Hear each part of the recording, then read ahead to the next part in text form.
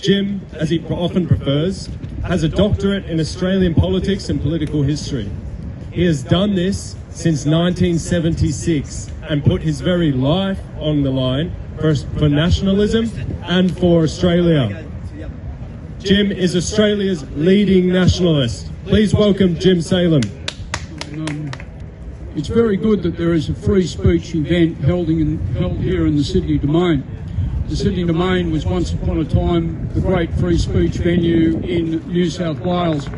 Somewhere out on these grounds in the early 1890s there was a huge popular rally for the men of this state and the women too who supported the great shearers' strike. The great shearers' strike, had it not occurred in Queensland, there would never have been a restrictive immigration policy in Australia. That was won by the thousands and thousands of men who struck for weeks and weeks, many of whom were later shot down by Queensland police, and many of whom were sent to jail for very, very long prison terms.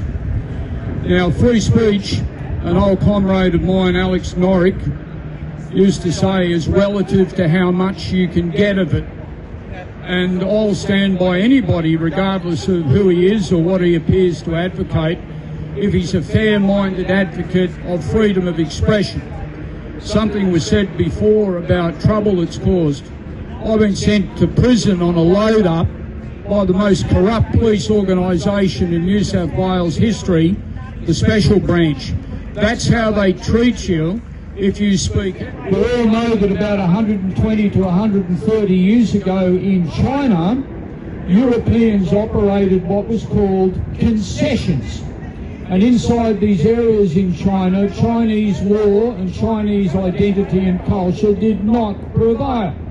It led to the Boxer Rebellion and played a role inevitably in China's revolution in 1911.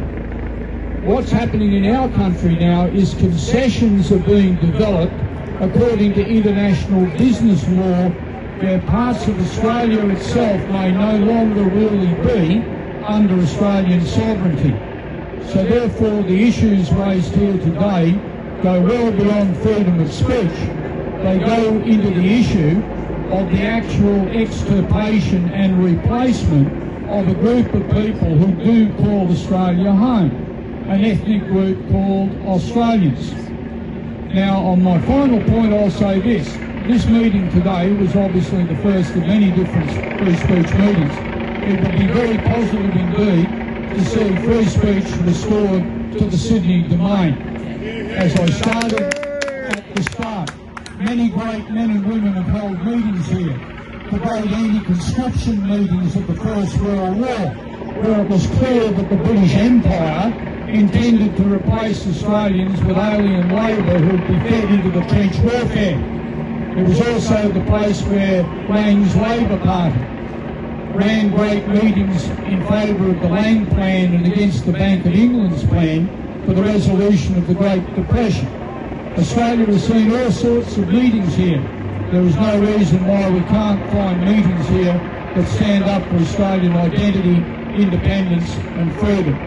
On a personal note, I'd like to thank everyone who turned up, different ideas, different ideologies, but all seeking freedom of expression to make their point.